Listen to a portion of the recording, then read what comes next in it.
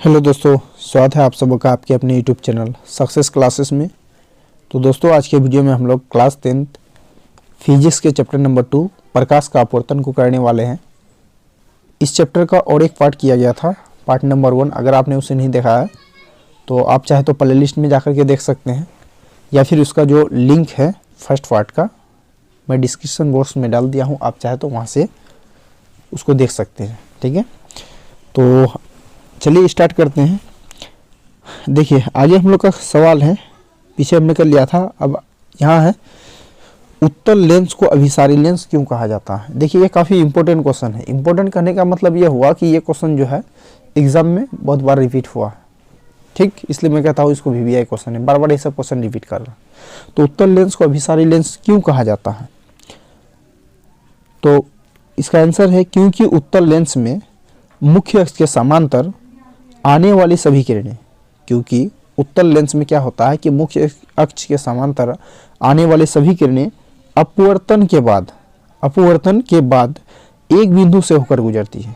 अपवर्तन के बाद एक बिंदु से होकर गुजरती है, इसलिए उत्तल लेंस को क्या कहते हैं, अभिसारी लेंस कहते हैं। इसका चित्र के माध्यम से समझ लीजिए, आपको पूरा समझ में आ जाएगा। देखो, अभिसारी मतलब क्या होता है, एक बिंदु पर आकर के मिलना।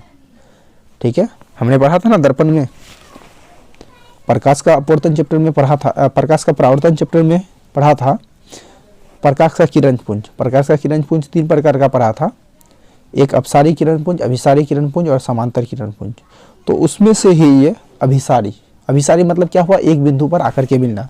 जब प्रकाश की किरणें एक बिंदु पर आकर के मिलती है ना, इसे क्या कहेंगे, अभिसारी किरण पुंज कहेंगे। यानी कि एक बिंदु पर आकर के मिलना अभिसारी कहलाता है। तो यहाँ समझ लीजिए, उत्तल जो लेंस होता है इसको अभिसारी लेंस कहते हैं। ऐसा क्यों होता है, क्योंकि उत्तल लेंस में जितने भी प्रकाश का किरण आते हैं ना मुख्य अक्ष से समांतर, वो किससे होते हैं, एक अपवर्तन के बाद एक बिंदु से होकर गुजरती है। ये देखिए, ये रहा हम लोग का पास उत्तल लेंस। ठीक है, ये इस तरह का हमने उत्तल लेंस लिया, और ये हम लोग का क्या है, मुख्य अक्ष है। ठीक, ये क्या है, मुख्य अक्ष है। अब देखिए, ये मुख्य अक्ष के समांतर हमने क्या लिया, प्रकाश का किरण लिया, इस तरह से आया, अपवर्तन के बाद इधर से निकल गया। ठीक है, फिर और एक किरण लिया, दर्पण से टकराने के बाद इधर से निकल गया, आया, दर्पण से अपवर्तन के बाद इधर से निकल गया, आया, दर्पण से अपवर्तन के बाद इधर से निकल गया। यानी कि सारा का सारा किरण क्या हुआ, एक बिंदु पर आकर के यहाँ मिल रहा है।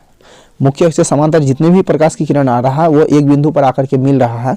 तो एक बिंदु पर आकर के मिलना ही क्या होता है, प्रकाश अभिसारी होता है। ठीक है, तो इस तरह से हम कह सकते हैं कि उत्तल लेंस को अभिसारी लेंस क्यों कहा जाता है, क्योंकि उत्तल लेंस के समांतर जितने भी प्रकाश की किरणें आते हैं वो अपवर्तन के बाद मुख्य अक्ष के एक बिंदु से होकर के गुजरती है या एक बिंदु पर मिलती है, जिसके कारण क्या कहते हैं, उत्तल लेंस को अभिसारी लेंस कहते हैं। ठीक है, चलिए देखिए, उसके बाद नेक्स्ट क्वेश्चन है, ये भी काफ़ी इंपॉर्टेंट क्वेश्चन है कि जो अवतल लेंस होता है, जो अवतल लेंस है उसको अपसारी लेंस कहते हैं। अप मतलब समझते हैं, अप मतलब फैलना, एक बिंदु से इस तरह से फैलना। ठीक है, अप मतलब क्या होता है, फैलना।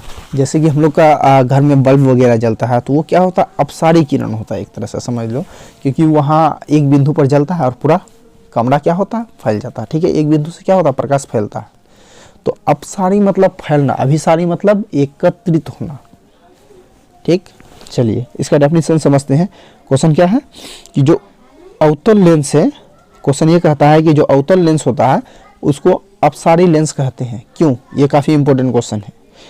क्योंकि अवतल लेंस मुख्य अक्ष के समांतर आने वाली सभी किरणें, मुख्य अक्ष, अवतल लेंस में क्या होता है कि मुख्य अक्ष के समांतर आने वाली जितने भी किरणें हैं अपवर्तन के बाद क्या होता है, फैलती चली जाती। अपवर्तन के बाद वो मिलता नहीं है एक बिंदु पर, वो फैलती चली जाती है, इसलिए अवतल लेंस को क्या कहेंगे, अपसारी लेंस कहेंगे। देखिए, इसका चित्र सहित यहाँ वर्णन किया गया है। एग्जाम में आप इस तरह से चित्र बना दीजिएगा तो ज़्यादा बेटर रहेगा। ये हम लोग के पास एक अवतल लेंस है। ठीक है, इस तरह का एक अवतल लेंस है। अब ये अवतल लेंस का ये मुख्य अक्ष है। ठीक है, मुख्य अक्ष है। अब मुख्य अक्ष से समांतर देखिए प्रकाश का किरण आया, तो आने के बाद क्या हुआ, ये इधर फैल गया, फिर एक प्रकाश का किरण आया, इधर फैल गया, इधर से प्रकाश का किरण आया, इधर फैल गया, इधर से प्रकाश का किरण आया, इधर फैल गया। मतलब क्या हुआ कि ये लोग फैलते जा रहा है, इधर फैलते जा रहा है, इधर फैलते जा रहा है, जिसके कारण इसे क्या कहेंगे, अवतल लेंस को अपसारी लेंस कहते हैं। ठीक है, तो याद रहेगा अवतल लेंस को अपसारी लेंस क्यों कहते हैं, क्योंकि अवतल लेंस में मुख्य अक्ष से समांतर जितने भी प्रकाश की किरण आते हैं वो लेंस से अपवर्तन के बाद क्या होता है, फैलता चला जाता है, जिसके कारण इसे क्या कहेंगे, अपसारी लेंस कहेंगे। ठीक है, और उत्तल लेंस को अभिसारी लेंस क्यों कहेंगे, क्योंकि उत्तल लेंस में मुख्य अक्ष के समांतर जितने भी प्रकाश की किरणें आती है वह अपवर्तन के बाद क्या होता है, एक बिंदु पर मिलती है, जिसके कारण क्या कहते हैं, उसे अभिसारी लेंस कहते हैं। और ये एक बिंदु पर नहीं मिलता है बल्कि फैलते चले जाता है, जिसके कारण इसे अपसारी लेंस कहते हैं। ठीक है, चलिए देखिए नेक्स्ट क्वेश्चन है, ये भी क्वेश्चन इंपॉर्टेंट है, एग्जाम में आता है। लेंस की क्षमता किसे कहते हैं, लेंस का क्षमता पावर किसे कहते हैं, इसका मात्रक लिखे। लेंस का क्षमता किसे कहते हैं, इसका मात्रक लिखे। देखिए लेंस का क्षमता किसे कहेंगे, देखिए याद रखना बहुत इजी है, किसी लेंस की फोकस दूरी यानी कि एफ के व्युत्क्रम को, किसी लेंस की फोकस दूरी के व्युत्क्रम मतलब उल्टा, ठीक है, लेंस की क्षमता कहते हैं। किसी लेंस की फोकस दूरी के व्युत्क्रम को मतलब उल्टेपन को क्या कहेंगे, लेंस की क्षमता कहते हैं। इसे P से सूचित किया जाता है, यानी कि लेंस की क्षमता को P मतलब पावर से सूचित किया जाता है। देखिए डेफिनेशन का एक फॉर्मूला बना दिया, लेंस की क्षमता किसे कहते हैं, तो फोकस दूरी का व्युत्क्रम का, देखिए ये फोकस है ना, ये देखिए फोकस दूरी का व्युत्क्रम, ये फोकस रहा, इसका हम अगर हम व्युत्क्रम कर देंगे मतलब कुछ नहीं है तो एक लिख सकते हैं ना, अगर इसका हम व्युत्क्रम कर देते हैं, व्युत्क्रम करने का मतलब क्या हुआ, एक नीचे है एक ऊपर चल जाएगा और एफ ऊपर था एफ नीचे आ गया। ठीक है, इसे क्या कहेंगे, लेंस की क्षमता कहेंगे। तो किसी लेंस की जो फोकस दूरी होता है, फोकस दूरी के व्युत्क्रम को लेंस की क्षमता कहेंगे। और लेंस की क्षमता को किससे सूचित करते हैं, P से, यानी कि P इक्वल टू कितना हुआ, 1/f हो गया।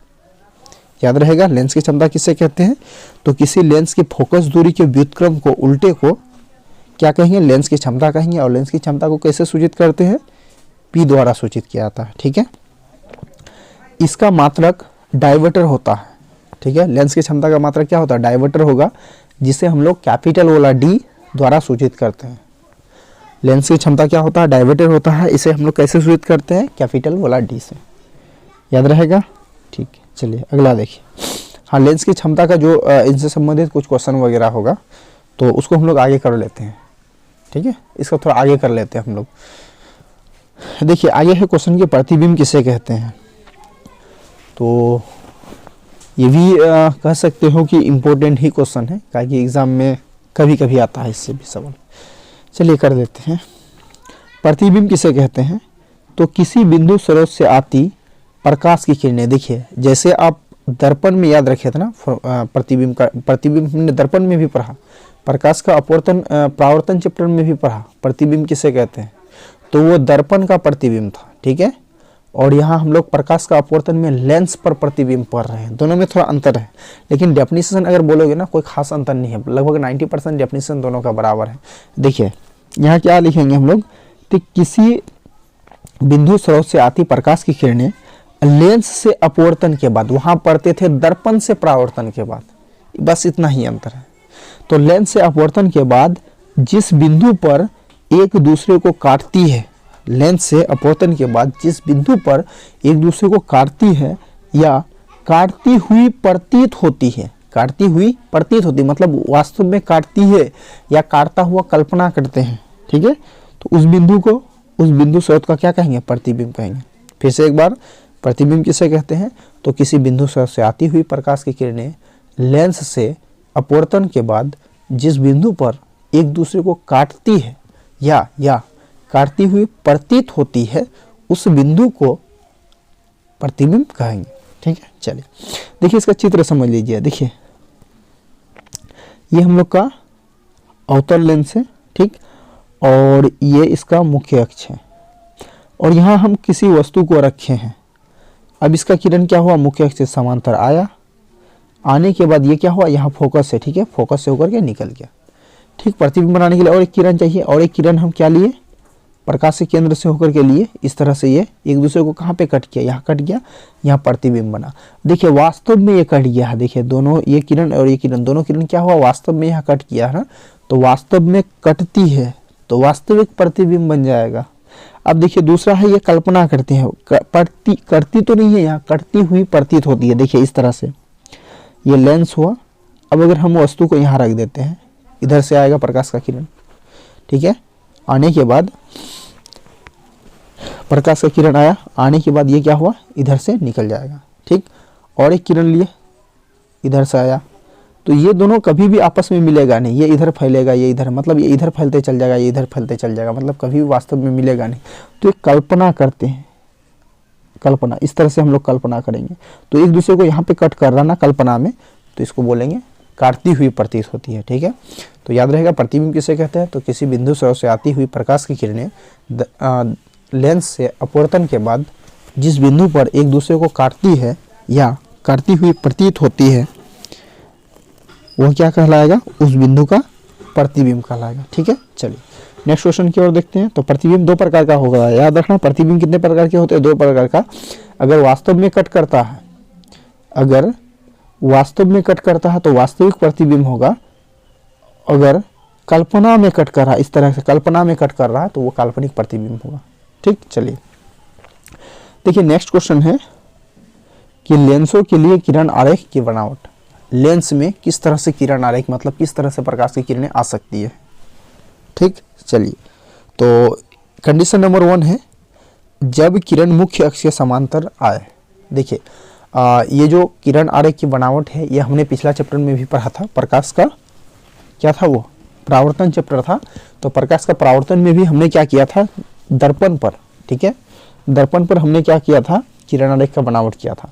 यहाँ हम लोग लेंस का कर रहे हैं, तो पोजीशन वही रहेगा कि जब प्रकाश की किरण मुख्य अक्ष के समांतर आए। कितना 3 से 4 कंडीशन था ना। पहला कंडीशन क्या था, जब प्रकाश की किरण मुख्य अक्ष से समांतर आए, एक कंडीशन। दूसरा कंडीशन, जब प्रकाश का किरण इस तरह से फोकस से आए। तीसरा कंडीशन, जब प्रकाश का किरण किधर से आए, इसको बोलते हैं प्रकाश के केंद्र, प्रकाश के केंद्र से आए। तो इस तरह से 3 कंडीशन हमने वहां पढ़ा था। तो आइए यहाँ भी देख लेते हैं। देखो लेंसों के लिए किरण आरेख की बनावट, यानी कि लेंस में उत्तल लेंस हो या अवतल लेंस है, तो इसमें किरण आरेख किस प्रकार का बनता है। तो पहला कंडीशन है इसमें, जब किरण मुख्य अक्ष के समांतर आए, यानी कि जब प्रकाश का किरण, ये लेंस है हम लोग का उत्तल लेंस। अवतल लेंस में भी मैं आपको बना करके दिखा दूंगा कि अवतल लेंस में भी किस प्रकार बनता है। तो ये उत्तल लेंस है, ठीक है, और ये मुख्य अक्ष है। अब ये मुख्य अक्ष से समांतर, देखिए प्रकाश का किरण आया, लेंस से अपवर्तन के बाद किधर से निकलेगा, ये वाला फोकस से होकर के निकलेगा। यानी कि पहला कंडीशन ये है कि जब भी प्रकाश का किरण ये मुख्य अक्ष के समांतर इधर से आएगा, तो वो कहाँ से निकलेगा, फोकस से निकलेगा। पहला नंबर कंडीशन क्या बोले, जब भी प्रकाश का किरण आरेख का बनावट किस प्रकार का करेंगे, तो जब भी प्रकाश का किरण मुख्य अक्ष से समांतर आएगा, तो वो कहाँ से निकलेगा, फोकस से होकर के निकलेगा। चाहे आपका दर्पण हो या फिर वो लेंस हो। दर्पण में भी इसी तरह से किए थे, जब भी प्रकाश का किरण मुख्य अक्ष से समांतर आया तो वो फोकस से होकर के निकला, ठीक है। ये उत्तल लेंस में हो गया। अब मैं आपको अवतल लेंस में दिखा देता हूँ। देखिए ये अवतल लेंस रहा, ठीक है, इस तरह से अवतल लेंस है ये। अब ये इसका मुख्य अक्ष है, ठीक। अब ये प्रकाश का किरण देखिए मुख्य अक्ष से समांतर आया, आने के बाद क्या हुआ, दर्पण से इस तरह से अपवर्तन हो गया, परावर्तन हो गया, ठीक है। अब देखिए इसमें, देखिए यह कल्पना किया गया है, ठीक है, कल्पना किया गया है कि ये प्रकाश का किरण आया, इधर निकल गया ना, इधर तो वापस में आएगा नहीं, एक कल्पना करके यहाँ मिलाया गया है। यानी कि मुख्य अक्ष से समांतर आएगा और किधर निकलेगा, फोकस से होकर के निकलेगा। यानी कि यहाँ जो व्यक्ति बैठा हुआ रहेगा उसको लगेगा कि ये जो प्रकाश का किरण है ना, इधर से आता है, मुख्य अक्ष से आता है। तो कंडीशन नंबर 1 हम लोग समझ गए। कंडीशन नंबर 1 क्या है, किरण आरेख की बनावट में कंडीशन नंबर 1 क्या रहा, जब भी प्रकाश का किरण मुख्य अक्ष से समांतर आएगा तो किधर से निकलेगा, फोकस से होकर के निकलेगा। कंडीशन नंबर 1 याद रखिएगा, जब भी प्रकाश का किरण मुख्य अक्ष से समांतर आती है तो वह लेंस से अपवर्तन के बाद कहाँ से गुजरेगा, फोकस से होकर के गुजरेगा। कंडीशन नंबर 1, चाहे वो उत्तल हो या अवतल, उत्तल में होगा वास्तविक गुजरेगा, अवतल में क्या हुआ, कल्पना करके गुजरा है, ठीक है। चलिए उसके बाद अगला क्वेश्चन है, अगला क्वेश्चन नहीं, अगला कंडीशन है। अगला कंडीशन है कि जब किरण फोकस से आए, देखिए जब प्रकाश की किरण किधर से आएगा, फोकस से आएगा। 3 कंडीशन है ना, पहला मुख्य अक्ष से समांतर आया तो फोकस से निकला, ये दूसरा कंडीशन है। दूसरा कंडीशन में क्या हुआ, फोकस से प्रकाश का किरण आएगा तो कैसे निकलेगा, मुख्य अक्ष से समांतर निकलेगा, ठीक है। दूसरा कंडीशन क्या बोले, फिर से एक बार रिपीट। देखिए ये उत्तल लेंस है, ये मुख्य अक्ष है। अब क्या किए हम, मुख्य अक्ष से फोकस से प्रकाश का किरण आया, देखिए ये रहा हम लोग का फोकस, फोकस से प्रकाश का किरण आया, लेंस से अपवर्तन के बाद ये रहा मुख्य अक्ष, इसके समांतर निकल गया। ठीक है, दूसरा कंडीशन क्या हुआ, जब भी प्रकाश का किरण फोकस से होकर के आता है तो लेंस से अपवर्तन के बाद किधर से निकलेगा, समांतर निकलेगा मुख्य अक्ष के। ठीक, देखिए ये अवतल लेंस में, ये रहा अवतल लेंस इस तरह का। ठीक, ये प्रकाश, ये इसका मुख्य अक्ष हुआ। ठीक, चलिए इसमें प्रकाश का किरण कैसे लेना है, इसमें प्रकाश का किरण हमें इस तरह से लेना है, फोकस से लेना है। देखिए इस तरह से फोकस से प्रकाश का किरण अगर फोकस से होता तो किधर से निकलेगा, ये देखिए मुख्य अक्ष से समांतर निकल गया।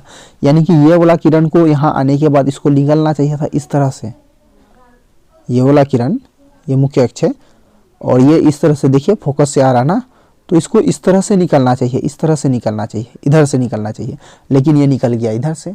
यानी कि क्या समझ में आ रहा है कि उत्तल लेंस हो या अवतल लेंस हो, जब भी प्रकाश का किरण फोकस से होकर के आएगा ना, वो मुख्य अक्ष के समांतर निकल जाएगा।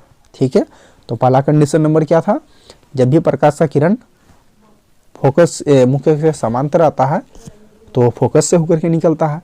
दूसरा कंडीशन हमने पढ़ा, जब भी प्रकाश का किरण, हाँ, जब भी प्रकाश का किरण फोकस से होकर के आएगा तो वो कैसे निकलेगा, मुख्य अक्ष से समांतर निकलेगा।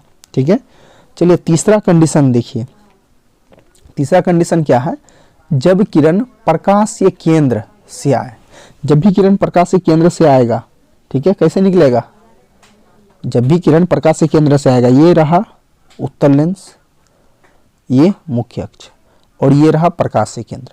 तो जब भी प्रकाश की किरण, जब भी प्रकाश का किरण क्या होता है कि प्रकाश से केंद्र से आता है, तो प्रकाश से केंद्र से आने से आपतन भी आया प्रकाश का किरण प्रकाश से केंद्र से, और लेंस से अपवर्तन के बाद प्रकाश के केंद्र से ही गुजरेगा। जब भी कोई प्रकाश का किरण प्रकाश से केंद्र से होकर के आता है तो अपवर्तन के बाद कैसे निकलेगा, प्रकाश से केंद्र से निकलेगा। ठीक है, फिर उसी तरह से देखिए ये अवतल लेंस है इस तरह का, ये इसका मुख्य अक्ष है और ये प्रकाश से केंद्र है। अब इसमें प्रकाश का किरण देखिए प्रकाश के केंद्र से होकर के आया, लेंस से अपवर्तन के बाद प्रकाश से केंद्र के सीधे निकल गया। ठीक, तो तीसरा कंडीशन याद रखिएगा, जब भी कोई प्रकाश की किरण उत्तल लेंस हो या अवतल लेंस हो, दोनों में जब भी प्रकाश की किरण प्रकाश से केंद्र से होकर के आता है तो लौटता किधर से है, प्रकाश के केंद्र से ही उसका अपवर्तन होता है। ठीक, चलिए ये हमने जो किरण आरेख होता है, यानी कि प्रकाश की किरण कहाँ कहाँ से आता है, तो ये हमने जान लिया। अब देखिए आगे आगे इंपॉर्टेंट क्वेश्चन है ये सब। देखिए इस टाइप का अभी मैं जो भी आपको बता रहा हूँ, जो भी टॉपिक किरण आरेख वाला, ये 2 मार्क्स का एग्जाम में क्वेश्चन आते हैं। ठीक, तो आपको इतना होना चाहिए। देखिए अगला क्वेश्चन है, अवतल लेंस के सामने रखे किसी वस्तु द्वारा प्रतिबिंब का निर्माण करें, मतलब अवतल लेंस लेना है। ठीक, और अवतल लेंस में किसी वस्तु को रख करके उसका प्रतिबिंब बना करके दिखाना है। तो आइए देखिए ये अवतल लेंस है, ये रहा एक अवतल लेंस, इसमें प्रतिबिंब का निर्माण करने के लिए कहा है क्वेश्चन ना। तो इस तरह से ये अवतल लेंस होगा और ये अवतल लेंस का मुख्य अक्ष हुआ। ठीक है, ये वाला बिंदु को हम बोलते हैं प्रकाश से केंद्र, और जो अवतल लेंस होता है इसमें लेंस में 2 फोकस होते हैं। इधर बाई साइड के फोकस को F1 से सूचित करते हैं और ये 2F1। ठीक है, उसके बाद दाईं ओर की दूरी इधर F2 फोकस 2 से सूचित करते हैं, ये 2F2 से सूचित करते हैं। ठीक, अब देखिए इसमें हम क्या कर रहे हैं कि वस्तु रखे यहाँ, ठीक है, वस्तु को हम रख दिए यहाँ, यानी कि F1 और 2F1 के बीच में, और ये देखिए इस तरह से प्रकाश का किरण आता है। आने के बाद क्या होता है कि ये इधर से अपवर्तन हो जाता है, अपवर्तन के बाद इधर से निकल जाता है। ठीक, प्रतिबिंब बनाने के लिए और एक किरण लेना है, तो इस तरह से हमने क्या किया, प्रकाश के केंद्र से होकर के लिया, और अभी कंडीशन हमने पढ़ा प्रकाश के केंद्र से होकर के निकल जाता है। ठीक है, तो एक चीज़ ध्यान दीजिए, ये तो कभी ये वाला किरण और ये वाला कभी तो मिलने वाला है नहीं, तो कल्पना करेंगे। ठीक है, इस तरह से कल्पना कर लिए, यानी कि एक दूसरे को यहाँ पे कट किया ना, यानी कि यहाँ पे इसका प्रतिबिंब बन रहा है। तो अवतल लेंस में इस तरह से प्रतिबिंब बनता है। आइए इसका प्रकृति को जानते हैं। तो अवतल लेंस के सामने किसी वस्तु को रखने पर, ये अवतल लेंस रहा, इसके सामने अगर हम किसी वस्तु को रखते हैं तो उसका प्रतिबिंब लेंस के उसी ओर बनता है। ठीक है, यह वस्तु से छोटा, आभासी, ठीक है, आभासी मतलब काल्पनिक और सीधा बनता है। तो ये जब भी हम अवतल लेंस के सामने किसी वस्तु को रखते हैं तो इसका प्रतिबिंब कैसे बनेगा, वस्तु से छोटा बनेगा। किधर बनेगा, बाईं ओर बनेगा, मतलब जिधर वस्तु रखा हुआ है उधर ही बनेगा। और ये प्रतिबिंब क्या बनता है, सीधा बनता है। सीधा देखिए ऊपर साइड बना है, नीचे नहीं बना है, तो प्रतिबिंब सीधा बनेगा और प्रतिबिंब काल्पनिक बनेगा। काल्पनिक क्यों, क्योंकि ये दोनों वास्तविक किरण एक दूसरे को कहीं कट करने वाले नहीं है, तो कल्पना करके हमने कटाया है, इसलिए बोलेंगे यहाँ काल्पनिक। यानी कि एग्जाम में आपसे ये ऑब्जेक्टिव में क्वेश्चन पूछ सकता है कि किस प्रकार के लेंस में हमेशा काल्पनिक प्रतिबिंब बनता है। तो याद रखिएगा मेरे दोस्तों कि जो अवतल लेंस होता है उसमें प्रतिबिंब कैसा बनेगा, काल्पनिक बनेगा। ठीक है, याद रखना, अवतल लेंस में प्रतिबिंब कैसा बनता है, काल्पनिक बनता है। आइए हम लोग आगे उत्तल लेंस का बात करते हैं। देखिए नेक्स्ट VVI क्वेश्चन है, उत्तल लेंस के सामने विभिन्न दूरियों पर, उत्तल लेंस के सामने विभिन्न दूरियों पर मतलब समझ में आ गया कि वस्तु को 6 कंडीशन होता है वस्तु को रखने के लिए। किसी भी लेंस में प्रतिबिंब बनाते समय, उत्तल लेंस में प्रतिबिंब बनाते समय वस्तु को 6 जगह रखा जा सकता है। तो उनमें से क्वेश्चन कहा है कि उत्तल लेंस के सामने विभिन्न दूरियों पर रखे वस्तु द्वारा बने प्रतिबिंब का किरण आरेख खींचे। यानी कि उत्तल लेंस में अलग अलग जगह में वस्तु को रख करके उसका प्रतिबिंब बनाइए। तो देखिए 6 जगह हम वस्तु को रख सकते हैं, जिसमें से पहला है जब वस्तु प्रकाश से केंद्र तथा फोकस के बीच में रखते हैं। जब हम वस्तु को प्रकाश से केंद्र और फोकस के जस्ट बीच में रखते हैं तो देखिए उसका प्रतिबिंब किस प्रकार बनेगा। तो ये हम लोग के पास उत्तल लेंस है इस तरह से, ठीक, और ये इसका मुख्य अक्ष है, और ये वाला बिंदु को जिसको O से सूचित करते हैं इसको बोलते हैं प्रकाश से केंद्र, और ये रहा F1, ये रहा 2F1। ठीक है, फिर इधर आएंगे तो ये F2 और ये 2F2। अब कंडीशन क्या है कि जो उत्तल लेंस होता है, उत्तल लेंस में हमें प्रतिबिंब बना करके दिखाना है अलग अलग जगह वस्तु को रख करके। तो पहले हम क्या करते हैं कि वस्तु को, ये प्रकाश से केंद्र है और ये फोकस 1 है। यानी कि अगर हम वस्तु को प्रकाश से केंद्र यानी कि O और F1 यानी कि फोकस के अगर हम बीच में रख देते हैं, बीच मतलब आप चाहे तो यहाँ भी रख सकते हैं। ठीक है, हमने क्या किया, यहाँ रख दिया। ठीक है, तो अगर हम वस्तु को प्रकाश से केंद्र और फोकस के बीच में रखते हैं तो इधर से प्रकाश का किरण आएगा। आने के बाद क्या हुआ कि मुख्य अक्ष के समांतर जब भी कोई प्रकाश का किरण आता है तो वो कैसे निकलेगा, फोकस से होकर के अपवर्तन हो जाता है। पहला कंडीशन हम लोग पढ़े थे ना, जब भी कोई प्रकाश का किरण क्या हुआ, मुख्य अक्ष से समांतर आती है तो वह फोकस से होकर के अपवर्तित हो जाती है। ठीक, प्रतिबिंब बनाने के लिए और एक किरण चाहिए, तो ये हमने प्रकाश से केंद्र से होकर के एक किरण और लिया। तो ये देखिए ये वाला किरण और ये वाला किरण कभी आपस में मिलने वाला नहीं है, क्योंकि जैसे आगे जाएगा ना इन दोनों का दूरी बढ़ते रहेगा। ठीक है, तो इसको हमने कल्पना किया, लो कल्पना करके भैया ये इधर से आएगा, ये इधर से आएगा, तो ऐसा लगता है कि दोनों एक दूसरे को यहाँ पे कट कर रहा है, ऐसा कल्पना करते हैं। ठीक है, तो यहाँ पे कट कर रहा है यानी कि इसका यहाँ क्या हो रहा है, प्रतिबिंब बन रहा है। अब देखिए इसमें प्रतिबिंब कैसा बना, एग्जाम में 2 मार्क्स का पूछेगा आपको कि जब वस्तु को हम प्रकाश के केंद्र और फोकस के बीच में रखते हैं तो उसका प्रतिबिंब किस प्रकार बनता है। तो आपको इस तरह से इसका प्रतिबिंब बना देना है और इनके बारे में कुछ लिखना है। क्या लिखना है भैया, तो इसका प्रकृति के बारे में लिखना है। प्रकृति क्या होता है, तो आपको बताना है कि प्रतिबिंब कहाँ पे बना, कैसा बना, वस्तु से छोटा बना, बड़ा बना, क्या बना, इसके बारे में थोड़ा बताना है। ठीक है, तो देखिए जब वस्तु को प्रकाश से केंद्र और फोकस के बीच में रखा जाता है तो उसका प्रतिबिंब कहाँ पे बनेगा, कहाँ पे बनेगा, तो अनंत ये 2F1 और ये अनंत 2F1 और अनंत के बीच में बनेगा। प्रतिबिंब कितना बड़ा बनेगा कि छोटा बनेगा? तो ये जो वस्तु है, वस्तु तो इतना ही बड़ा है ना, इससे बहुत बड़ा बनेगा। इसके अलावा जो प्रतिबिंब होता है वो काल्पनिक बनेगा। देखिए वास्तविक किरण तो एक दूसरे को कट करने वाला है नहीं, तो हमने क्या किया, कल्पना किया। तो प्रतिबिंब काल्पनिक बनेगा, प्रतिबिंब सीधा बनेगा और वस्तु से बहुत बड़ा बनेगा। ठीक है, इतना इसको लिख देना है। तो हमने यहाँ लिख दिया, आप नोट्स बनाते समय उतार लेना। जब वस्तु को उत्तल लेंस के प्रकाश से केंद्र तथा फोकस के बीच में रखा जाता है तो उसका प्रतिबिंब लेंस की बाईं ओर बनता है। लेंस की बाईं ओर बनता है। प्रतिबिंब काल्पनिक बनता है। ठीक है, कल्पना करके बनाए, सीधा भी बनता है और वस्तु से क्या होता है, बहुत बड़ा बनता है। तो ये कंडीशन 1 था, जब हमने वस्तु को प्रकाश से केंद्र और फोकस के बीच में रखे तो उसका प्रतिबिंब कहाँ बना, दर्पण के बाईं ओर, यानी कि अनंत और 2f1 के बीच में।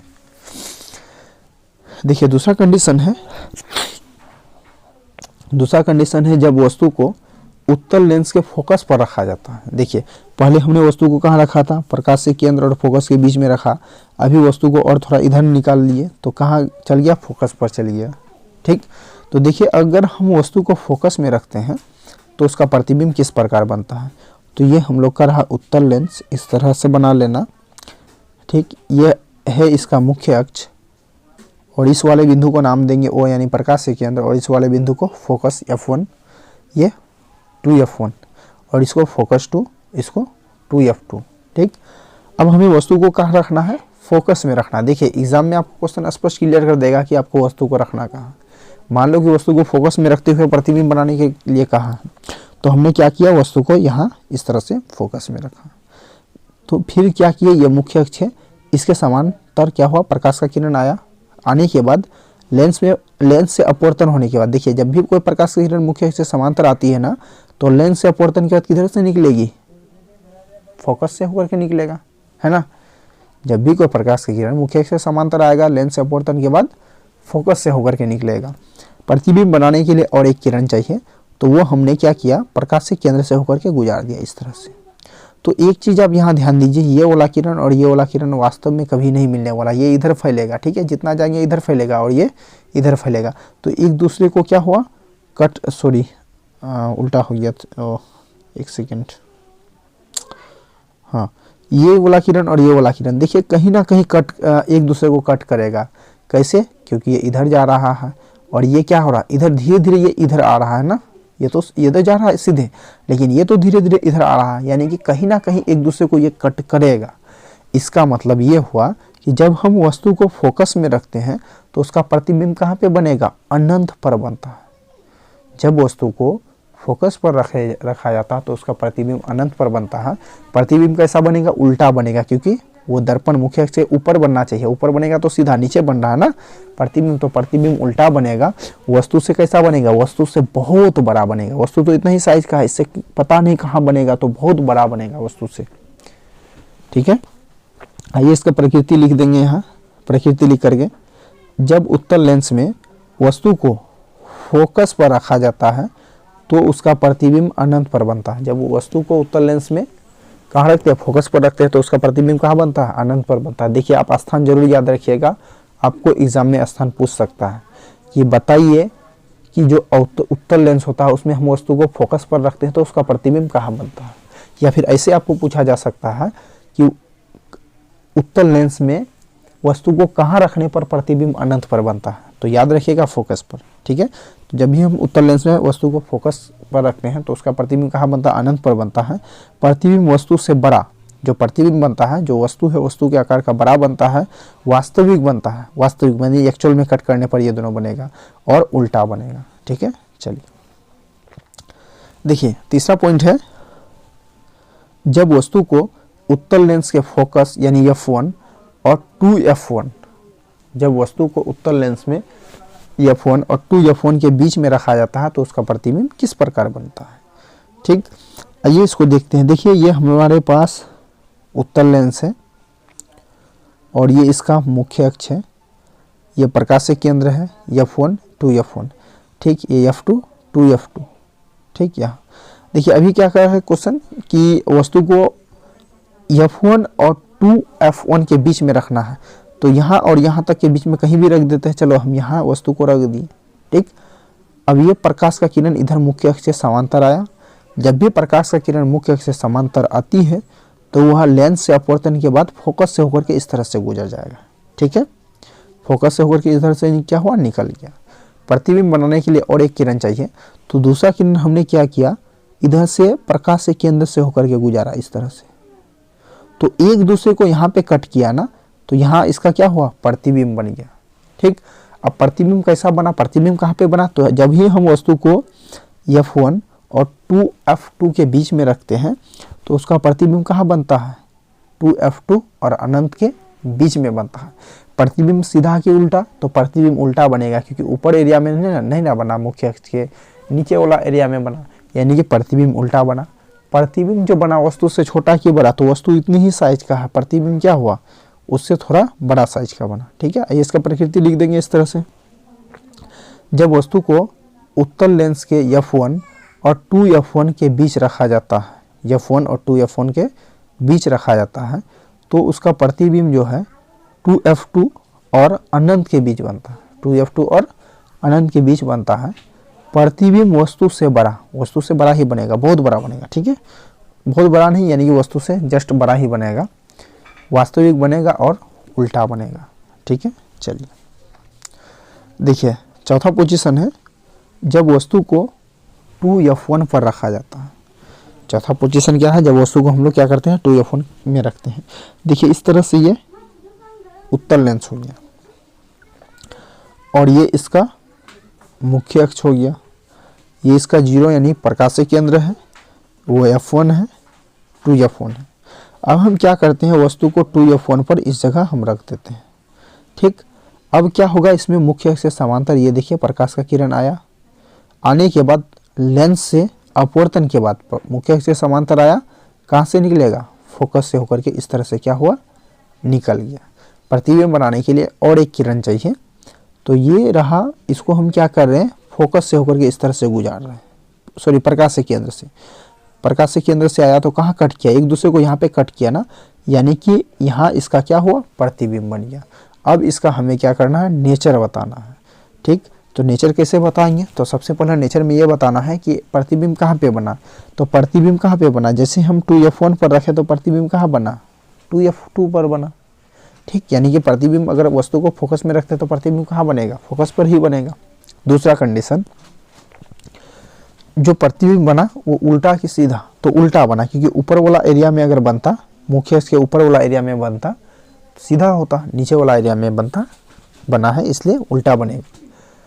अब आगे बात प्रतिबिंब वास्तविक के काल्पनिक, तो वास्तविक कहेंगे क्योंकि ये दोनों वास्तविक ही किरण आपस में कटा है, कहीं हम इस तरह से कल्पना नहीं की है, ठीक। तो प्रतिबिंब वास्तविक बनता है और वस्तु से छोटा कि बड़ा, देखिए वस्तु से थोड़ा छोटा ही बनेगा। देखिए यहाँ से यहाँ तक वस्तु है हम लोग का, ठीक है, और यहाँ से यहाँ तक का दूरी नाप करके देखिए, तो वस्तु से जो है ना प्रतिबिंब छोटा बनेगा। ये इसका लिखा हुआ है, यहाँ समझ लीजिए।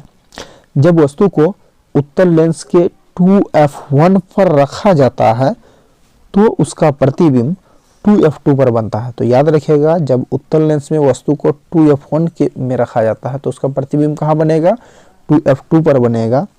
प्रतिबिंब वास्तविक बनेगा, उल्टा बनेगा, उल्टा, तथा वस्तु के बराबर बनेगा, ठीक है। वस्तु के बराबर ही बनता है, हमने कह दिया था इससे छोटा, सॉरी।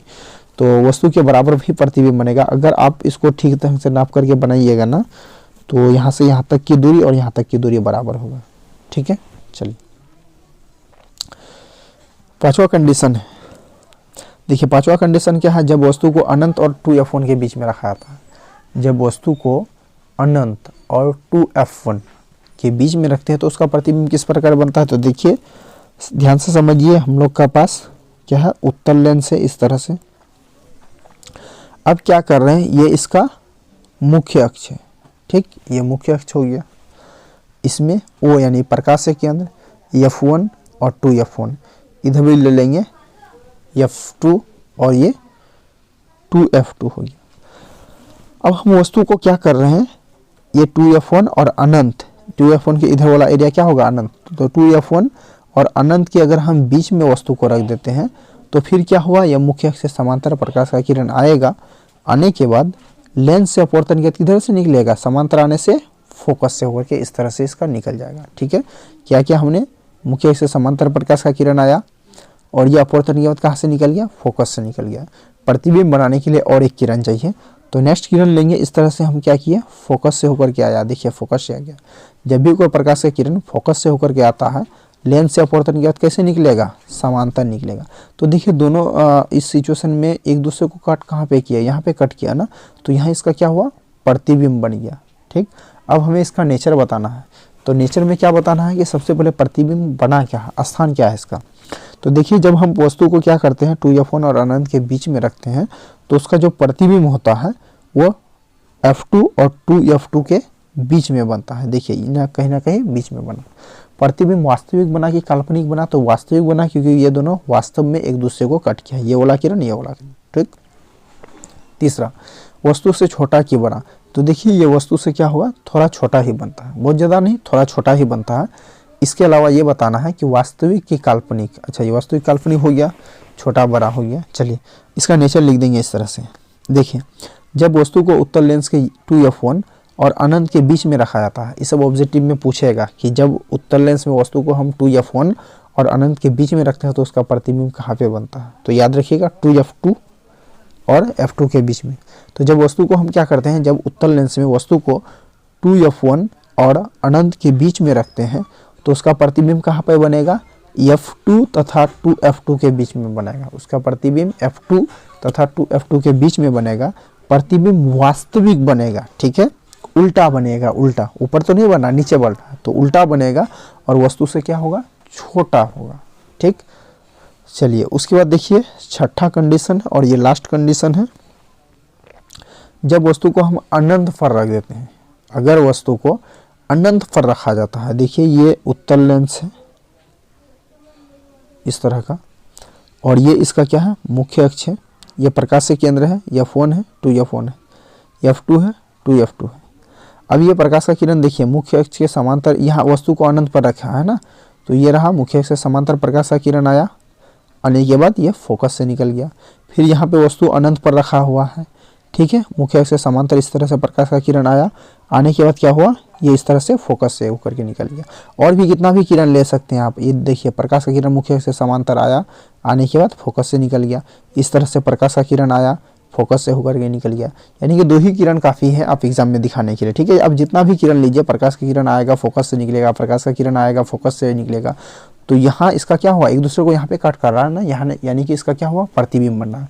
अब इसका स्थिति बताना है प्रतिबिंब का, तो प्रतिबिंब कहाँ पे बना, तो जब हम वस्तु को क्या करते हैं, अगर अनंत पर रख देते हैं वस्तु को, तो उसका प्रतिबिंब कहाँ पे बनेगा, फोकस पर बनेगा। याद रखिएगा, ऑब्जेक्टिव पूछा जा सकता है, जब वस्तु को फोकस पर रखा, अनंत पर रखा जाता है तो उसका प्रतिबिंब कहाँ पे बनेगा। जब वस्तु को फोकस और फोकस में रखा था तो प्रतिबिंब कहाँ बनेगा, वस्तु को अनंत पर रखा जाता तो प्रतिबिंब कहाँ बनेगा। यानी कि जो 6 कंडीशन है ये आपको माइंड में होना चाहिए। यहाँ से एक ऑब्जेक्टिव हर एक साल एग्जाम में पूछता है। तो 2 नंबर यहाँ से 2 नंबर रचना में बनाने के लिए दे देगा आपको, किरण आरेख खींचने के लिए, और ऑब्जेक्टिव में तो यहाँ से पूछना चाहिए। ठीक है, तो याद रखिएगा, स्थान याद रखिएगा कि वस्तु को कहाँ पे रखते हैं ताकि उसका प्रतिबिंब कहाँ होता है, ये आप एग्जाम के लिए काफ़ी इंपॉर्टेंट है। ठीक, तो इसका हमें प्रकृति बताना है। तो जब वस्तु को उत्तल लेंस के अनंत पर रखा जाता है, यानी कि जब उत्तल लेंस में हम वस्तु को अनंत पर रखते हैं तो उसका प्रतिबिंब कहाँ पे बनेगा, फोकस यानी f2 पर बनता है। प्रतिबिंब कैसा बनेगा, वस्तु से बहुत छोटा, देखिए वस्तु से बहुत छोटा बनेगा, वास्तविक बनेगा और उल्टा बनेगा। ठीक है, वस्तु से बहुत छोटा बनता है, देखिए बहुत छोटा, नाम मात्र का बना, नाम मात्र यानी एक बिंदु जैसा।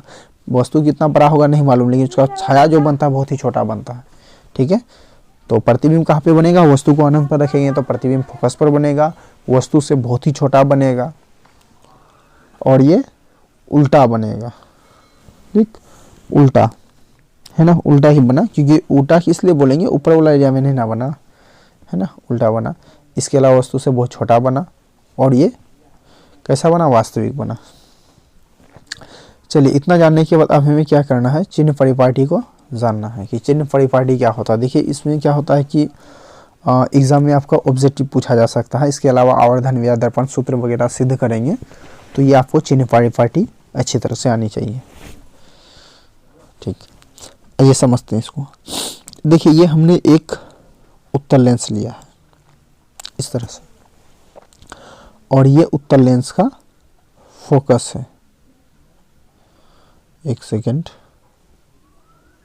हाँ ये इसका फोकस है, ठीक है, ये फोकस है, फोकस बोलते हैं, सॉरी मुख्य अक्ष है ये उत्तल लेंस है, ये इसका मुख्य अक्ष है। अब डबल हो गया ना, हम थोड़ा इसको शॉर्ट कर लेते हैं, रुकिए। हाँ देखिए चिन्ह परिपाटी फिर से समझिएगा, ये उत्तल लेंस है, ये देखिए उत्तल लेंस है, और ये इसका मुख्य अक्ष है,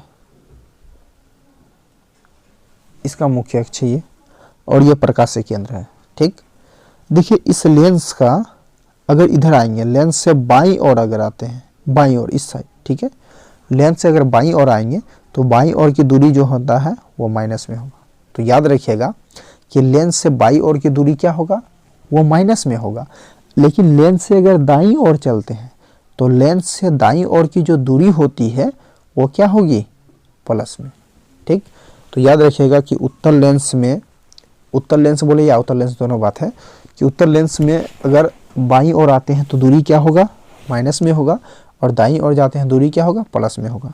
उसी तरह से अगर ऊपर की ओर चले आएंगे, यानी कि जो मुख्य अक्ष है, मुख्य अक्ष के ऊपर साइड में क्या होता है, प्लस में होता है। मुख्य अक्ष के ऊपर वाला साइड क्या होता है, प्लस में होता है, और नीचे वाला साइड क्या होता है, माइनस में होता है। बस इतना याद रखना है आपको चिन्ह परिपाटी में।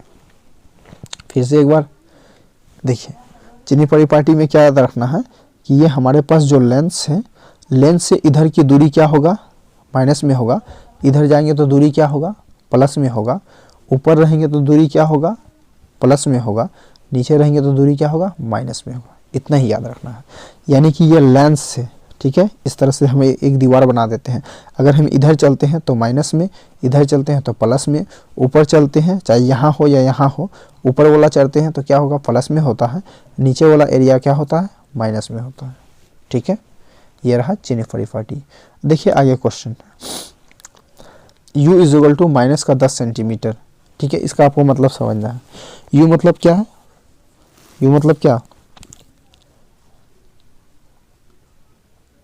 वस्तु की दूरी पता था ना दर्पण में, सेम उसी तरह से u मतलब वस्तु की दूरी। अगर वस्तु दूरी माइनस का 10 सेंटीमीटर है, माइनस का 10 सेंटीमीटर समझ में आया, माइनस 10 सेंटीमीटर, आप बोलोगे लंबाई सर 10 सेंटीमीटर कैसे में आएगा। देखिए माइनस कहने का मतलब क्या हुआ, लेंस से, यानी कि यू माइनस का 10 सेंटीमीटर ये हुआ कि ये लेंस रहा ना, वस्तु जो है ना इधर 10 सेंटीमीटर दूरी पर है, ठीक है। u का मान माइनस का 10 सेंटीमीटर मतलब ये हुआ कि जो वस्तु रखा है प्रतिबिंब के बाईं और 10 सेंटीमीटर रखा है, तो बाईं और 10 सेंटीमीटर तो 10 हुआ, और इधर होने के कारण क्या होता है, चिन्ह परिपाटी माइनस हो जाए। यानी कि u is equal to minus का 10 सेंटीमीटर का मतलब यह हुआ वस्तु लेंस के 10 सेंटीमीटर दाईं ओर है। जो वस्तु है वो लेंस के 10 सेंटीमीटर क्या है, इधर है, दाईं साइड है, ठीक। चलिए अगला है भी मतलब प्रतिबिंब की दूरी, ठीक है। u मतलब वस्तु की दूरी और v मतलब प्रतिबिंब की दूरी। तो v is equal two plus का 12 सेंटीमीटर, v का मान प्लस का 12 सेंटीमीटर है। इसका मतलब क्या हुआ, देखिए v मतलब प्रतिबिंब की दूरी, ठीक, तो वो प्लस में 12 सेंटीमीटर है। इसका मतलब ये हुआ कि प्रतिबिंब लेंस के दाईं ओर 12 सेंटीमीटर बना है। प्रतिबिंब क्या बना है, लेंस का, लेंस के दाईं ओर क्या हुआ, 12 सेंटीमीटर बना है। तो u का मान माइनस का 10 सेंटीमीटर मतलब यह हुआ कि जो प्रतिबिंब बना है वो लेंस के 10 सेंटीमीटर बाईं ओर बना है, यानी कि इस साइड बना है। v प्लस का 12 सेंटीमीटर मतलब यह हुआ कि जो प्रतिबिंब बना है वो लेंस से 12 सेंटीमीटर दाईं ओर बना है, जिसके कारण दाईं ओर की दूरी क्या होती है, प्लस में होती है, और बाईं ओर की दूरी माइनस में होती है, ठीक। चलिए देखिए अगला क्वेश्चन है, और ये एक तरह से कह सकते हैं कि काफ़ी इम्पोर्टेंट क्वेश्चन भी है, क्योंकि यह क्वेश्चन एग्जाम में बार बार आता है। अवतल लेंस और उत्तल लेंस में अंतर, जो अवतल लेंस होता है, उत्तल लेंस होता है, इन दोनों में अंतर क्या होता है, बेसिक अंतर क्या है। तो देखिए इसका डेफिनेशन लिखने के लिए सबसे पहले तो हेडिंग लिख देना है कि उत्तल लेंस और अवतल लेंस जो है इन दोनों में अंतर निम्न है। कॉपी को दो भागों में डिवाइड कर देना है इसी तरह से जैसे हमने किया है। एक तरफ लिखना है अवतल लेंस और दूसरी तरफ उत्तल लेंस लिखना है। तो सबसे पहला अंतर क्या है, इनके बीच में पतला और दोनों किनारा अपेक्षाकृत मोटा होता है। जो उत्तल लेंस होता है उसका बीच में क्या होता है, मोटा होता है, और दोनों साइड वाला जो किनारा होता है इस तरह से, देखिए ये है उत्तल लेंस, देखिए ये उत्तल लेंस। उत्तल लेंस में क्या है कि बीच में मोटा है लेकिन साइड वाला दोनों किनारा क्या है, पतला है। ठीक, अब अवतल लेंस का बात करते हैं, इसके बीच में मोटा तथा दोनों किनारा अपेक्षाकृत पतला है। ये रहा अवतल लेंस इस तरह का। ठीक है, अवतल लेंस किसे कहते हैं, वह लेंस जिसका बीच में उल्टा लिखा है यहाँ,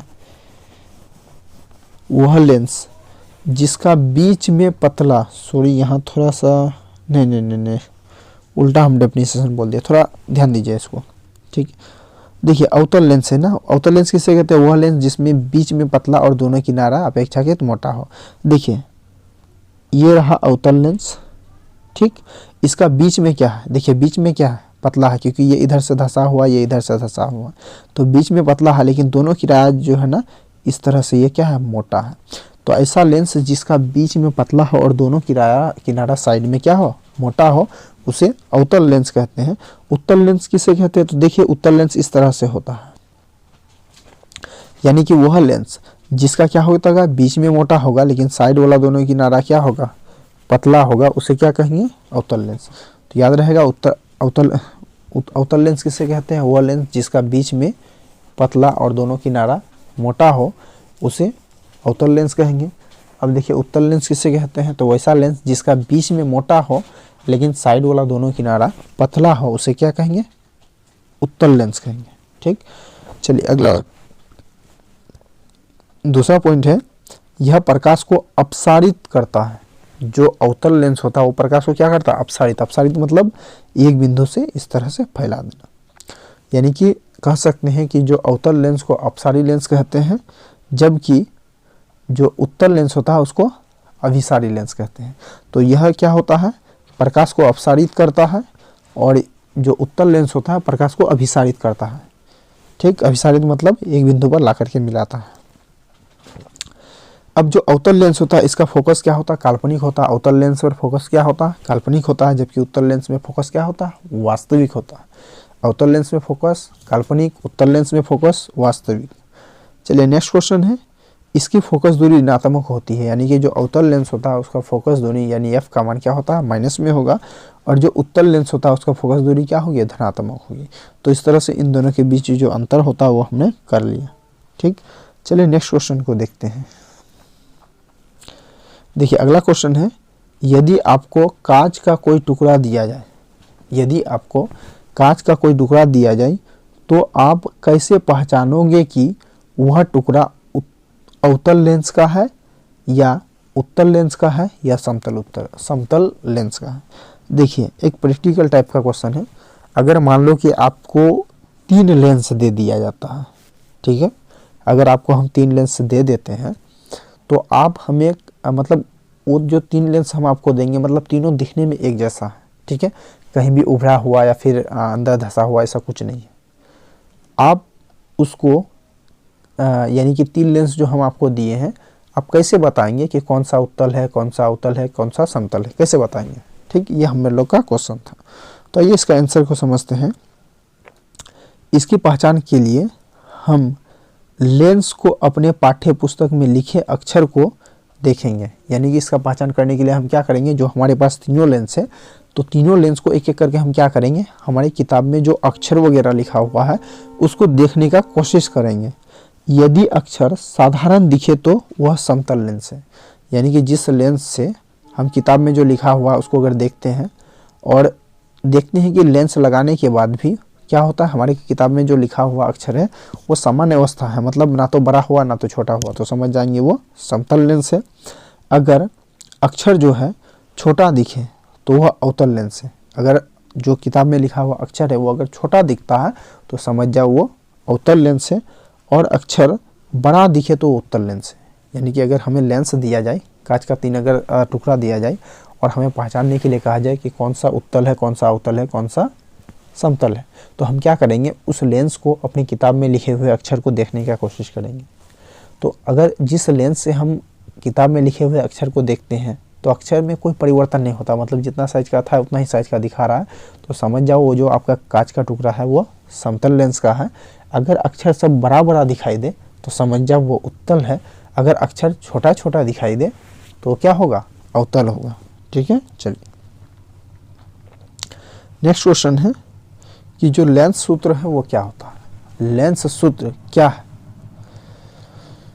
ये काफ़ी इंपॉर्टेंट क्वेश्चन है। प्रतिबिंब की दूरी, वस्तु की दूरी तथा फोकस दूरी के संबंध को लेंस सूत्र कहते हैं। लेंस सूत्र किसे कहेंगे, तो प्रतिबिंब की दूरी, ठीक है, जिसे हम लोग भी से सूचित करते हैं, वस्तु की दूरी जिसको हम लोग यू से सूचित करते हैं, और एफ यानी फोकस दूरी। इन तीनों के बीच जो संबंध होता है, इन्हीं संबंध को क्या कहेंगे, लेंस सूत्र कहेंगे। फिर से एक बार, लेंस सूत्र किसे कहते हैं, तो प्रतिबिंब की दूरी, वस्तु की दूरी तथा फोकस दूरी, प्रतिबिंब की दूरी, वस्तु की दूरी तथा फोकस दूरी के जो बीच संबंध होगा, इन्हीं संबंध को क्या कहेंगे, लेंस सूत्र कहेंगे। और लेंस सूत्र का फॉर्मूला होता है 1/v minus 1/u is equal to 1/f। Lens सूत्र का फॉर्मूला क्या होगा, 1/v माइनस 1/u बराबर 1/f। ठीक है, चलिए देखिए अगला क्वेश्चन है, आवर्धन किसे कहते हैं, इसके व्यंजक प्राप्त करें। ये देखिए काफ़ी इंपॉर्टेंट क्वेश्चन है कि आवर्धन किसे कहते हैं और इसके लिए व्यंजक प्राप्त करें। ठीक है, अगर आपसे 2 मार्क्स वाला क्वेश्चन पूछा जाता है तो सिर्फ आपको क्या करना है, आवर्धन का डेफिनेशन लिख देना है कि प्रतिबिंब की ऊंचाई, बिंब की ऊंचाई, बिंब मतलब वस्तु, ठीक है, बिंब मतलब क्या होता है, वस्तु, प्रतिबिंब की ऊंचाई कोमा वस्तु की ऊंचाई के अनुपात को आवर्धन कहते हैं। यानी कि प्रतिबिंब की ऊंचाई और वस्तु की ऊंचाई, प्रतिबिंब की ऊंचाई वस्तु की ऊंचाई के अनुपात जो होगा उसको बोलेंगे आवर्धन। ठीक है, आवर्धन को कैसे सूचित करते हैं, तो स्मॉल एम से सूचित करते हैं। आवर्धन का फॉर्मूला होता है प्रतिबिंब की ऊंचाई बटे वस्तु की ऊंचाई, यानी कि प्रतिबिंब की ऊंचाई और वस्तु की ऊंचाई के बीच जो अनुपात है, इसी अनुपात को क्या कहेंगे, आवर्धन कहेंगे। आवर्धन को छोटी एम से सूचित करते हैं। इसका फॉर्मूला होता है प्रतिबिंब की ऊंचाई बटे वस्तु की ऊंचाई। ठीक है, चलिए देखिए आवर्धन के लिए, अब जैसे कि क्वेश्चन में लिखा हुआ था कि आवर्धन के लिए व्यंजक प्राप्त करें, तो ये जो आवर्धन के लिए व्यंजक प्राप्त करने वाला क्वेश्चन है, तो इसको जो है ना हम लोग बोर्ड में कर लिए हैं। ठीक है, तो आपको कॉपी में थोड़ा कम समझ में आएगा क्योंकि इसका मैथ है थोड़ा लॉन्ग है। ठीक है, तो ऐसा करते हैं कि आवर्धन के लिए जो व्यंजक प्राप्त है इसको हम लोग बोर्ड में कर लेते हैं। फिर भी मैं क्या करता हूँ, आपको हैंडराइटिंग नोट्स के थ्रू समझाने का कोशिश कर रहा हूँ। ठीक है, और इसको और बेटर तरीके से समझना चाहते हैं तो उसके लिए एक अलग से वीडियो बना हुआ है, प्लेलिस्ट में आपको वो मिल जाएगा, तो आप वहाँ से जाकर के जरूर देख सकते हैं कि जो लेंस सूत्र होता है और आवर्धन है, इन दोनों को किस प्रकार परिभाषित किया गया है, तो वह वहाँ अपलोड किया गया है, आप प्लेलिस्ट में जाकर के जरूर देख लें। चलिए फिर भी मैं कोशिश कर रहा हूँ कि जो आवर्धन के लिए व्यंजक प्राप्त करना है वो किस प्रकार प्राप्त करना है। ठीक, देखिए इसके लिए हमें एक उत्तल लेंस की आवश्यकता होगी इस टाइप का, और ये मुख्य अक्ष है। ठीक, चलिए अब ये बीच वाला बिंदु को बोलते हैं प्रकाश से केंद्र यानी कि O, और ये वाला बिंदु को बोलेंगे, ये वाला यहाँ से यहाँ तक की दूरी को F1, और यहाँ से यहाँ तक की दूरी को, ठीक है, यहाँ तक की 2F1। ठीक, अभी हम क्या कर रहे हैं, वस्तु को F1 यहाँ रख देते हैं। ठीक है, यहाँ रख देते हैं, तो ये क्या हुआ, मुख्य से समांतर प्रकाश का किरण आएगा, और जब भी प्रकाश का किरण मुख्य से समांतर आए तो किधर से निकलेगा, फोकस से होकर के निकल जाएगा। ठीक, प्रतिबिंब बनाने के लिए और एक किरण चाहिए, तो ये हमने क्या किया, जो प्रकाश से केंद्र होता है, प्रकाश से केंद्र से होकर के इस तरह से उसको निकाल दिया। निकालने के बाद एक दूसरे को यहाँ पे कट कर रहा है ना, यहाँ उसका क्या हो रहा है, प्रतिबिंब बन रहा है। ठीक है, चलिए उसके बाद देखिए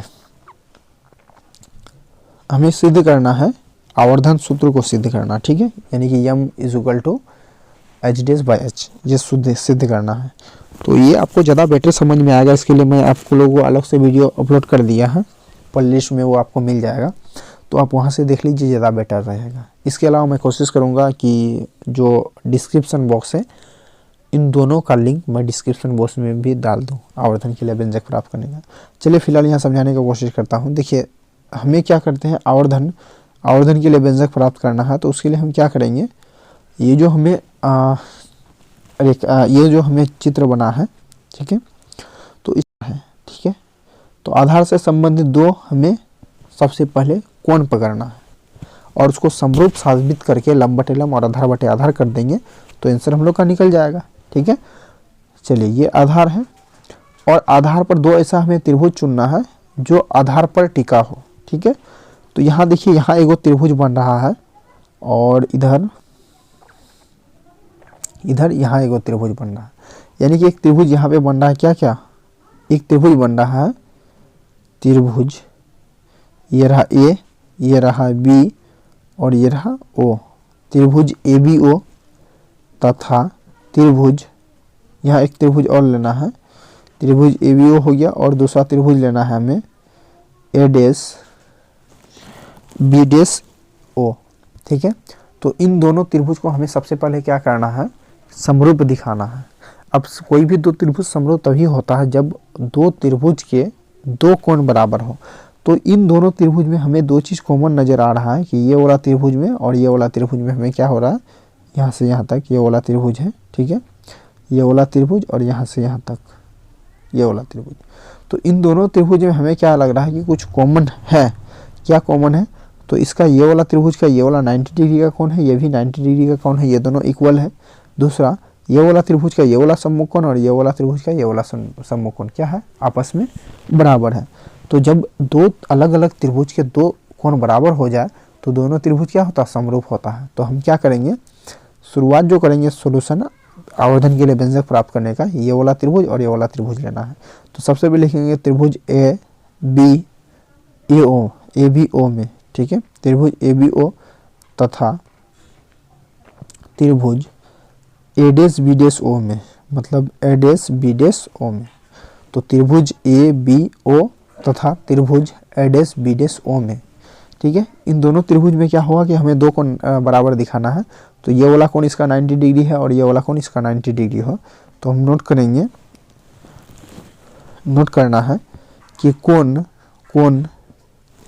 बी ए ओ बराबर है कोण बी डैश ए डैश ओ। क्यों बराबर है भैया, तो 90 डिग्री का कोण लिख देंगे।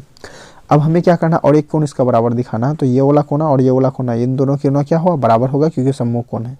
तो लिखेंगे एंगल ए ओ बी बराबर होगा angle A dash O B dash के, ठीक है।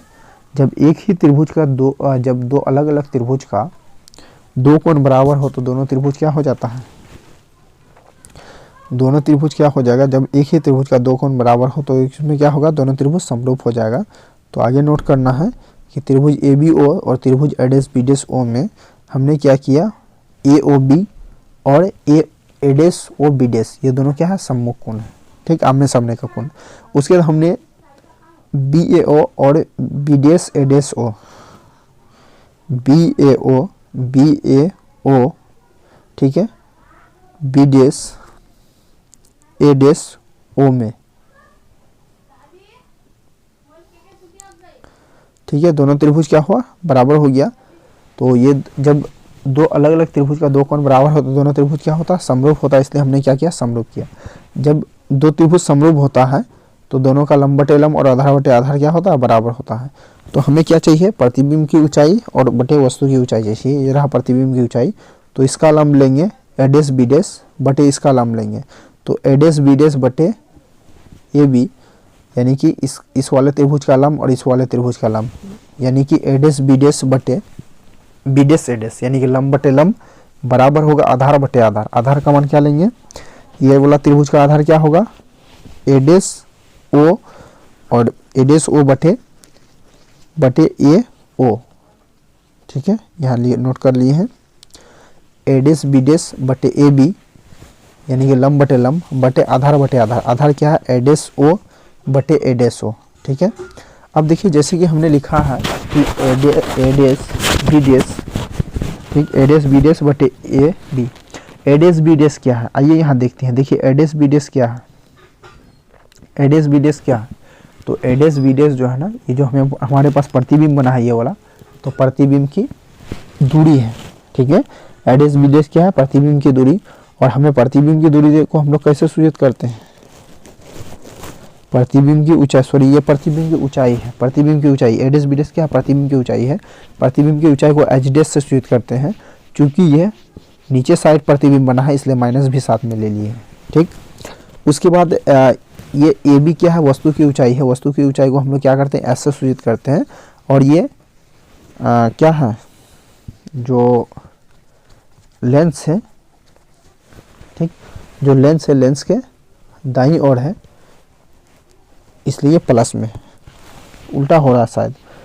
ये बी डैश ए डैश जो है ना, ये प्रतिबिंब की ऊंचाई है, ये वाला बी डैश ए डैश प्रतिबिंब की ऊंचाई है, प्रतिबिंब की ऊंचाई माइनस में है, माइनस में रख दिए। और उसके बाद ये ए डैश बी डैश क्या है, ए डैश बी डैश देख लीजिए यहाँ पे क्या है, ए डैश बी डैश देखिए ये रहा, ए डैश बी डैश हो गया। दूसरा ए बी, एक सेकेंड, दूसरा है कि ए बी, हाँ ए बी, दूसरा ए बी देखिए ए से बी तक की, ए से बी तक की दूरी। अच्छा ए बी क्या बोलेंगे इसको, वस्तु की ऊंचाई। वस्तु की ऊंचाई को कैसे सूचित करते हैं, तो वस्तु की ऊंचाई को एच से सूचित करते हैं। तो एच का मान प्लस में होगा क्योंकि वस्तु को ऊपर में रखा गया है। तो ये एच डैश आया समझ में, लंब बटे लंब आधार बटे दो त्रिभुज, इन दोनों त्रिभुज को हम बराबर दिखा दिए। तो इस वाले त्रिभुज का लंब बटे इस वाले त्रिभुज का लंब बराबर इस वाले त्रिभुज का आधार बटे इस वाले त्रिभुज का आधार कर दिए। अब देखिए ए डैश बी डैश क्या है, तो ए डैश बी डैश जो होता है वो प्रतिबिंब की ऊंचाई है। देखिए ए डैश बी डैश क्या है, प्रतिबिंब की ऊंचाई है। और प्रतिबिंब की ऊंचाई को हम लोग एच डैश से सूचित करते हैं। क्योंकि प्रतिबिंब नीचे बना है मुख्य अक्ष के, इसलिए इसमें माइनस भी लगा हुआ है, ठीक है। चलिए अब ए बी क्या होता है, तो ए बी क्या होता है, तो यहाँ देख लीजिए ए और बी क्या है, वस्तु की ऊंचाई है। तो ए और बी वस्तु की ऊंचाई है और वस्तु की ऊंचाई को हम लोग एच से सूचित करते हैं। क्योंकि वस्तु ऊपर में लिखा हुआ था इसलिए प्लस का H is equal to A dash O. देखिए ए डैश ओ क्या है, ए डैश ये रहा और ओ रहा। तो ए डैश ओ यानी कि यहाँ से यहाँ तक की दूरी, तो प्रकाशीय केंद्र से फोकस के बीच की दूरी को क्या कहेंगे, फोकस दूरी कहेंगे। प्रकाशीय केंद्र से प्रकाशीय केंद्र से वस्तु के बीच की दूरी है ना, ए डैश ओ, हाँ ये प्रकाशीय केंद्र से प्रतिबिंब की दूरी। तो प्रतिबिंब की दूरी को हम लोग भी से सूचित करते हैं। क्योंकि ये जो लेंस है लेंस के दाईं ओर है इसलिए क्या होगा, प्लस में होगा। तो ए डैश ओ क्या है, प्रतिबिंब की दूरी है, ठीक है। प्रतिबिंब की दूरी को हम लोग भी से सूचित करते हैं। और ये जो लेंस है लेंस के इस तरफ था इसलिए इसे प्लस में सूचित करेंगे। ए ओ क्या है, देख लीजिए ए ओ क्या है, यहाँ चित्र में आपको ज़्यादा समझ में आएगा। ए ओ ये रहा ए, ये रहा ओ, यानी कि प्रकाशीय केंद्र से वस्तु के बीच की दूरी। तो प्रकाशीय केंद्र से वस्तु की दूरी को हम लोग यू से सूचित करते हैं। और ये बराबर की इस तरफ है तो माइनस का यू हो जाएगा, ठीक है, माइनस का यू हो गया। अब देखिए इधर भी एगो माइनस था, इधर भी एगो माइनस था, कैंसिल कर दिया। अब यम इज इक्वल टू क्या होगा, वी बाई यू। यही तो हमें सिद्ध करना है, ये प्रूव हो गया। यानी कि लेंस में आवर्धन सिद्ध करना है तो यम is equal to V by U, ठीक है।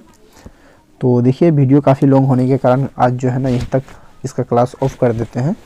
और एक पार्ट में हम कोशिश करेंगे इस चैप्टर को कंप्लीट करने का।